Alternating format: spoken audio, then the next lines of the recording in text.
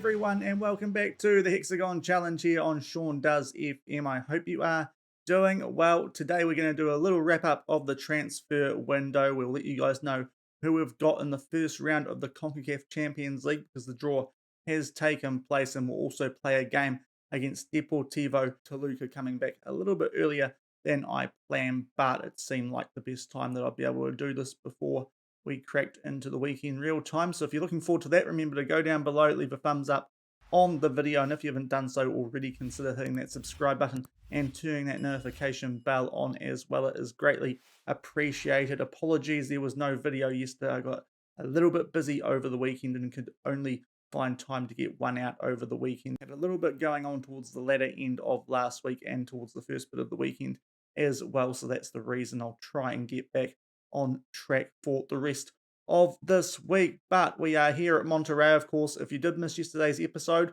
I'll leave a link to it in the top right corner. It was the first phase final of Liga MX, and eventually, after a pretty tight game over two legs, we got the job done 2-0 over Cruz Azul. Off the back of that, we did have a transfer window, of course, and that's what we're going to wrap up first off in this episode. So I think it's actually going to be easier for once to start with the ins than the outs. So the transfer window is actually still open. It ends at the end of January, but it's only if you buy players from foreign clubs. I got that a little bit mixed up in the earlier transfer window. That's why I was wondering what Club America were doing. We can still buy players from foreign clubs, but we can't do any deals with local Mexican clubs. If we do any deals with those clubs, they will have to wait until the end of the season to come here. So that's the difference here.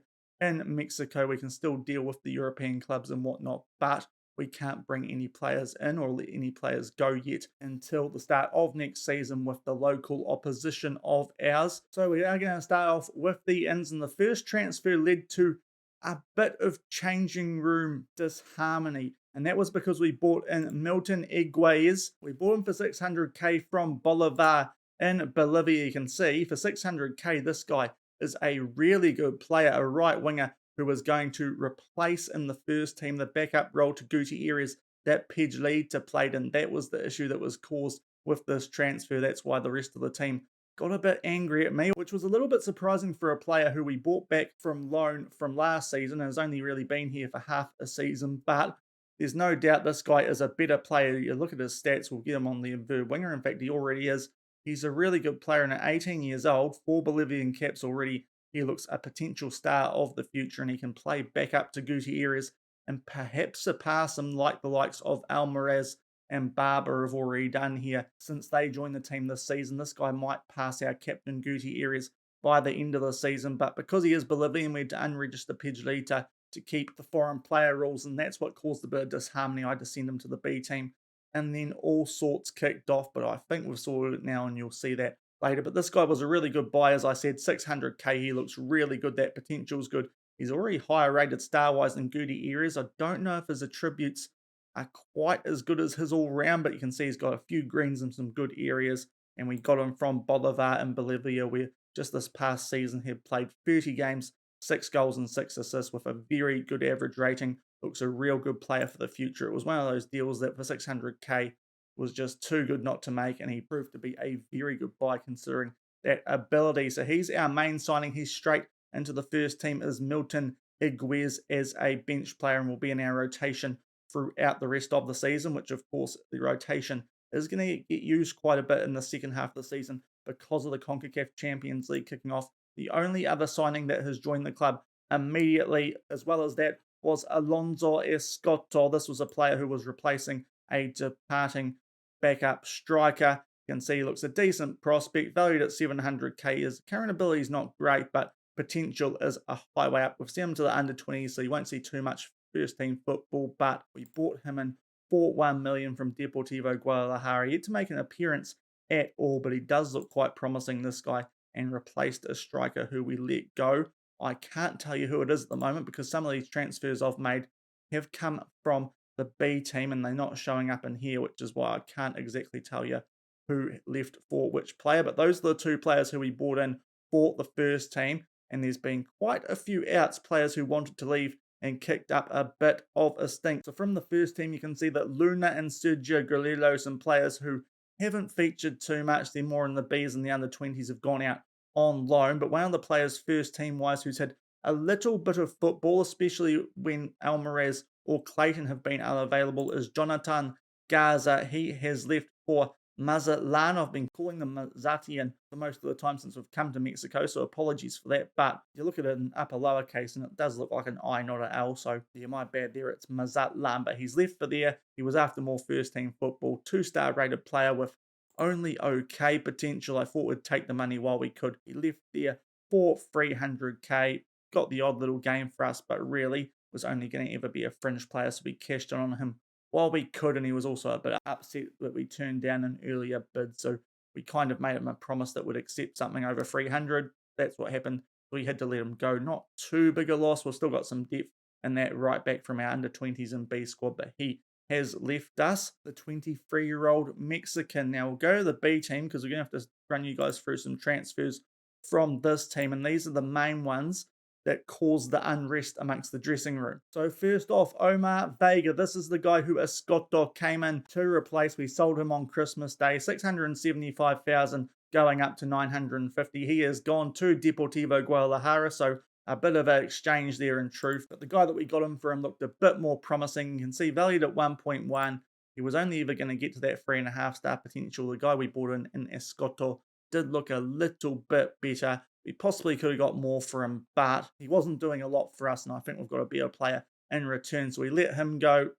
Felt like too good an offer to turn down, and another player who apparently had his heart set on the move, so we decided to let that one slide, and he has left the club. So that's one player gone. Melendez is a backup right winger who we've only used a few times, but he is left on a free to FC Juarez. You can see him. He's got a few greens in the physicals and one in the mental, as well as technique, but otherwise not a lot going on there. Our scouts don't rate him too highly. He had 3-star potential, but that was all he was ever going to get to. So wasn't really a player who was worth keeping around, and he has left the club as well. And the other 3 transfers happened pretty quickly out of this B team, and they are all foreign players, so they felt like good deals to make. The first one, Jonathan Jacques Fay. He had an unsuccessful loan spell. We called him back to the club. He just hasn't really worked out for us, so we decided to let him go. He's actually quite a good centre-back.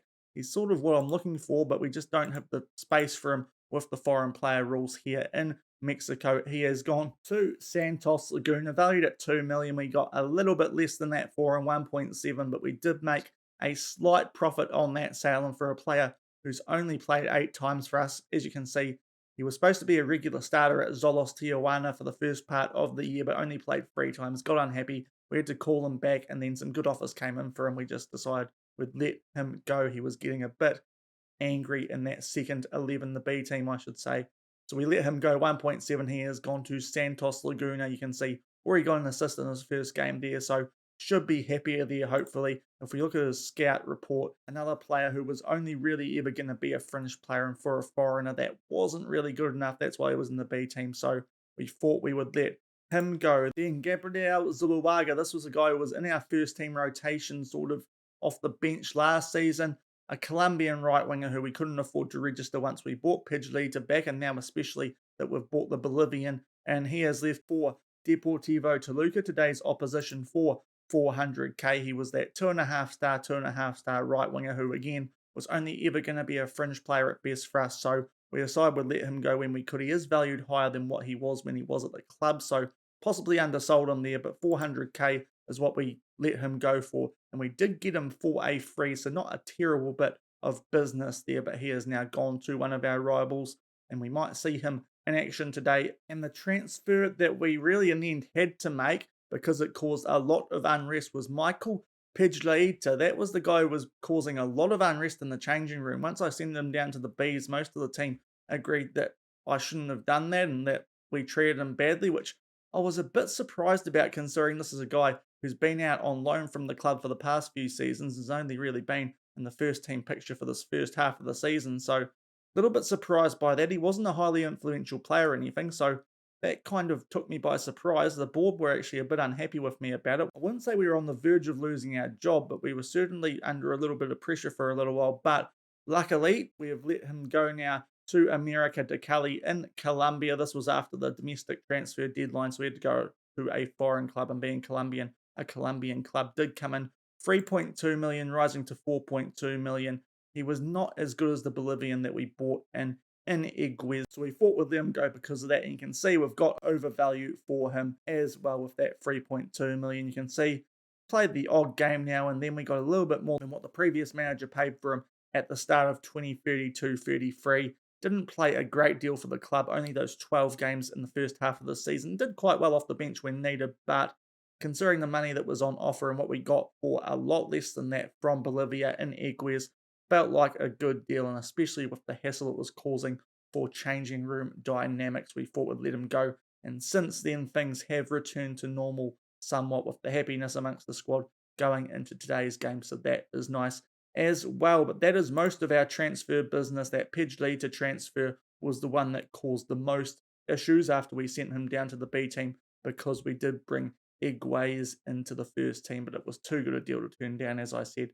Felt very good for that 600k, the Bolivian right winger, to come in and replace Pidgeotto. But of course, our focus for the second half of the season for the most part is going to be the CONCACAF Champions League. It's the last one we need to pick up in terms of Champions Leagues to complete this Hexagon challenge. And finally, when the new year came round, the first round did get drawn. There are, in fact, 8 ties, so a couple of extra teams snuck in there who weren't there when we ran through the teams who had already qualified in yesterday's episode. But we have been drawn against Nashville from the MLS. That is our first round tie, and the MLS hasn't started yet, so that 8th is worth ignoring. They are predicted to finish 25th, so definitely a team that we should be beating based on that, with us being one of the top dogs here in Mexico, and Nashville towards the bottom end of things in the MLS. So hopefully we can get a good result against these guys over 2 legs in tomorrow's episode, where we will be kicking off our CONCACAF Champions League journey. But we have played a few games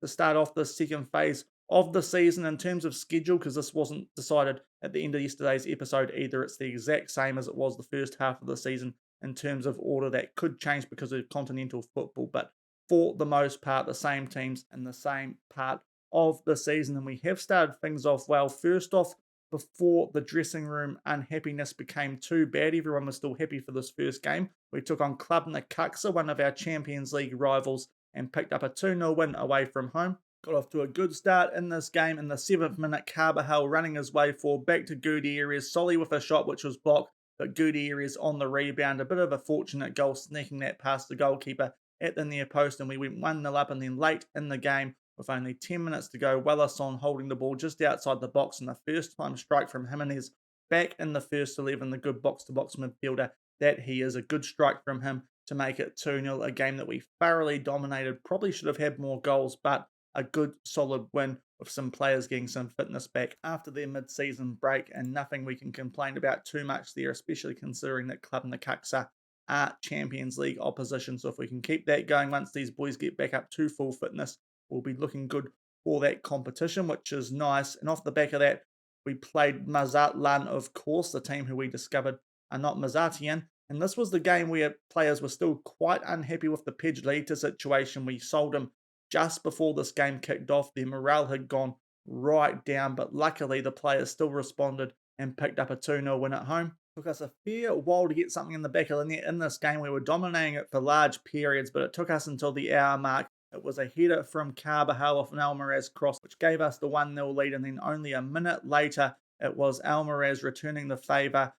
Carbajal over to Gutierrez, and a wonder strike from Almaraz just on the edge of the box to power that past the goalkeeper at the near post. And with a couple of strikes in short succession, we pick up, in the end, a comfortable 2-0 win. If we didn't win that game, it would have felt harsh. And another really good performance from our guys there. So we've started this part of the season off well, and surprisingly, we are the only team who are on full points after 2 games. So we've already got a little bit of a gap at the top of the table, albeit that could change after today depending on the result. Hopefully we can keep picking up points though, and that will help us when we need to use that rotation team when we do enter the CONCACAF Champions League in a few weeks' time in game. But I think that covers everything off that we need to before today's game. We're going to be taking on Deportivo Toluca. I said we might come back for the Cruz Azul game, but haven't quite had time to get to that one. So we'll play this Toluca game today and come back for the Nashville games in tomorrow's episode. But Toluca, of course, were the team that we played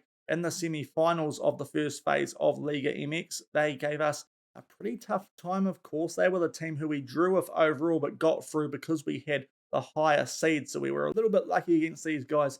They'll no doubt be looking for some revenge on us as they'll feel quite hard done by after not going through to that final. Hopefully we can keep picking up the points in this game. We'll come back shortly from the Estadio Nemesio Diaz for our first game on camera of the second part of Liga MX here in Mexico. So here are the team sheets for this first on-camera game for the second part of the season. Our first 11 looking exactly how it should be. We've got no injuries. Everyone's recovered after that pretty iffy end to the first part of the season where we were carrying quite a few players with niggly injuries. They've all recovered now. The only player still out is Ocampo, but he's not really in the first team picture anyway. So we're looking very strong for the second part of the season. And the only change to our first choice bench, of course, is that Iguez comes in for Pidgeota. Otherwise, we are pretty much as strong as we can be. We have made one other change to the bench, so we can put Iguez on there, and that's that we've dropped Hernandez and brought Avila onto the bench just to cover that extra Mexican player so we can keep our quota that we need to for the rules for this competition. But that's pretty much, given the rules, as strong as we can be. Toluca still looking very similar to the team that we took on in those two legs of the semi-final. The likes of Oviedo are still there, a player who got a few goals against us in those ties. So no doubt this is going to be quite a fiery and tight game, but hopefully we can pick up another 3 points and get a decent gap at the top of the second part of this Liga MX season. And Deportivo Toluca, being at home, are in the dark red. We are in the blue and white, and kicking off playing right to left. They have started the season, well, this part of the season anyway, with 2 points from their 2 games to 2 draws. So hopefully we can deny them a third today, although that wouldn't be a terrible result against these guys given how well they did against us in the semi-finals. But we've put an early ball into the box there, but they do clear it through their goalkeeper. But we look to build again as we try and make a good start to this game. Hopefully a little bit better start than what we had in the previous matches. Our players are a lot happier going into this one. A ball in there again for Gutierrez, but his header straight at Rodriguez, and after a minute, it remains 0-0. 3 minutes gone, and there is a throw, and you can see that just over the back there, Gutierrez is off the field with a red heart. Doesn't say an injury, so we won't bust out the Mark Richardson, but we might have to make a change there and bring on our new Bolivian Wonderkid. I don't know if he is listed as a Wonderkid, but he's certainly got the potential to be one in Iguez. We might have to make that change after this highlight, but it is Deportivo Toluca on the ball and holding it quite nicely, albeit we are pressing them quite well at the moment just to peg them back, and a good header away there by Paulo, but it's straight at a Toluca player,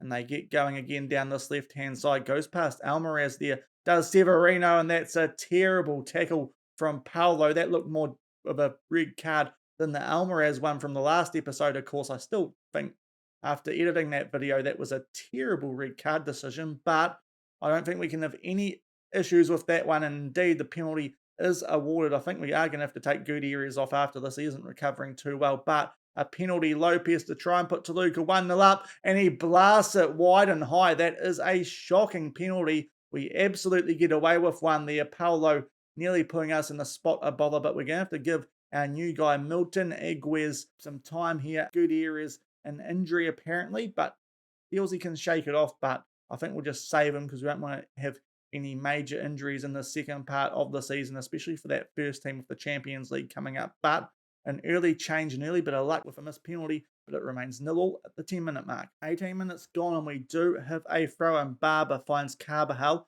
and we look to get back on track after a little bit of a shaky moment there around the 6-minute mark with that penalty, which we gave away. And now Paulo with a missed interception, and Oviedo goes past him, but a good covering tackle there from Montoya. No penalty that time, a good tackle, and we do keep it at 0-0. But Toluca definitely looking a bit threatening after we had the good start in the opening few minutes of this game, getting on top of us a bit. Now as Carvajal with a shot there, just puts it wide, but kind of just clinging on here at the moment. Toluca coming at us, but it remains 0-0 at the 20-minute mark. And that is half-time. That was a pretty awful first half, it has to be said. Penalty aside, Toluca haven't done a lot there, but we haven't done a great deal down the other end either. We can feel pretty fortunate to still be 0-0 though, because they really should have put that penalty away. Lopez blasting it high and wide, but we'll give the boys a rev up at halftime. Egui is not on a good rating. Hopefully he can improve in the second half, but of course it's his first game for the club. This is his debut, so yeah, he's only going to get better with more time, but we'll give the boys a rev up and see if we can improve in the second half, as Paolo still looks a bit down. He hasn't been playing that well, so, come on, lift it, mate. But Toluca will be kicking off the second half, playing right to left as it remains 0-0. 47 minutes gone here, or coming up to the 48-minute mark, and we do have a throw in. Carvajal with a ball and it's cut out. Just knock it about. Almaraz in a good spot here. He just loses possession there. As a few times we've done this already in the second half down that right-hand side, just letting the ball go away from us a bit, and Toluca have got in there and cleared it, which is a little bit frustrating, not treasuring possession as much as we should, but we get back down the right end of the pitch. Iguez with a shot, hits the bar. That's the best chance of the game by far, but it remains 0-0 at the 50-minute mark.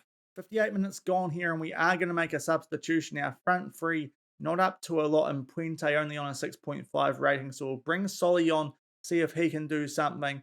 Puente did only play one game out of those first two because he picked up a little niggle before the club Necaxa game, so maybe still getting back up to it compared to some of these players, but we'll try Solly as it remains 0-0 at the hour mark. Free kick here to Toluca, just off the back of that substitution. We hit it away, but they do get it back in a good area of the field. They get it out to Malgoza just on the edge of the box, but this time Barber gets a foot in and we do win possession back, and now Carvajal making his way down the centre of the field. A slide tackle there from Biota, but Jimenez tidies things up, and now Iguez, who, despite being on a 6.3 rating, looking one of our more threatening players to date, Solly has a shot straight at the goalkeeper though, and it does remain 0-0, but we've got another highlight here as Carvajal cutting in field yet again. Back to Barco and out to Barber. Some good play finding players in space from us here, but still looking for an opening goal. It's a good ball in there for Solly. The keeper comes out, but he can't quite get that past him from the tight angle. Hits the side netting, and it still remains 0-0. 72 minutes gone here. We have a throw in a good area of the pitch. Carvajal on a red heart, so we're probably going to have to bring Wellison on for him off the back of this highlight, but we'll see what happens. Renan with a shot, tipped over the bar by the goalkeeper, so we'll just see if something happens from the corner first before we make that sub, as Renan puts this into the mixer, but it's headed away from Toluca. They might try and get something going on the counter here. They won't, so we're going to make that change. We'll bring Wellison on for Carvajal, but at the moment, not looking too promising this game, unfortunately. It's another tight game against Deportivo Toluca, 0-0 with 15 minutes to go. 93 minutes gone here. We are past referees added time. We have a corner to try and pinch this late, but it hasn't looked likely since we made that last substitution. They do head it away there to Toluca, and it will finish 0-0. It wasn't a great game, it has to be said. In the end, we had more chances than them, but they definitely had the best chance of the entire game with that penalty that they missed early on. They picked up a few yellow cards late, but really our best chance came around about the hour mark from memory through Iguez when he hit the post. But yeah, it wasn't a great performance, albeit they are a pretty good team, Deportivo Toluca. So I think we'll take the point there, albeit not too happy with how we played. And we'll come back shortly and see how the table looks after that result. So we have dropped out of the top four after that result, which is a little bit surprising. A lot of teams around the same goal difference up there on 7 points. Apparently we're the worst of them, which is interesting. Not quite sure how that works, but at the moment out of the top five, hopefully we can sort that out before we enter the CONCACAF Champions League in tomorrow's episode. But given that was a team who we struggled to get past in the semi-final of the first phase, not a bad result despite the fact they are down in 13th at the moment. I think they're a much better team than that, and they will be thereabouts in the playoffs again come the second part of the season when those playoffs do start as well. But that will do for today's episode. A little bit of a disappointing performance from us, it has to be said, especially considering our morale and club atmosphere is a lot better than it was before the last game, which we got a decent result out of with the Pedreita issue. In fact, a few things I forgot to mention from the transfer window. Benfica came in for a bid for Renan. We turned it down because he was wanting to go to Ajax, and he still kicked up a stink about that, so we didn't actually know he wanted to join Benfica. We have told Renan he can leave the club at the end of the season, the same promise that we gave to Montoya, just so we can keep hold of him for this upcoming Champions League and try and win it this year. But he is a player who, if we have to stay for another season, probably won't be here. And Christian Medina wanted to leave, but the money wasn't good enough from Deportivo Cali. If they come back with about 1.5 million, we will consider letting Christian Medina go. You can see a midfielder who is kind of floating in between the first and second team as a bench option, mostly for the first team, but you can see has a good bit of potential. So ideally, we won't be letting him go as well. But dynamic wise, everything's recovering since the Pidgeotto issue that we had before that Mazatlan game, which is good to see. But tomorrow we will be kicking off our CONCACAF Champions League journey. Finally, it's been nearly a year here at Monterrey now, and we're finally going to be playing some Continental Champions League football. We are taking on Nashville at the Nissan Stadium first off, and then we take them home for the second leg. That will be coming up tomorrow, and that should be something to look forward to as we try and wrap up our last Champions League needed in this Hexagon challenge. But if you did enjoy today's episode, mostly focused on transfers and then a pretty awful game, then remember to go down below, leave a thumbs up on the video, and if you haven't done so already, also consider hitting that subscribe button and turning that notification bell on as well. But until tomorrow, when finally we're going to get into some CONCACAF Champions League action, thank you very much for watching, keep on keeping on, and I'll see you then. Cheers.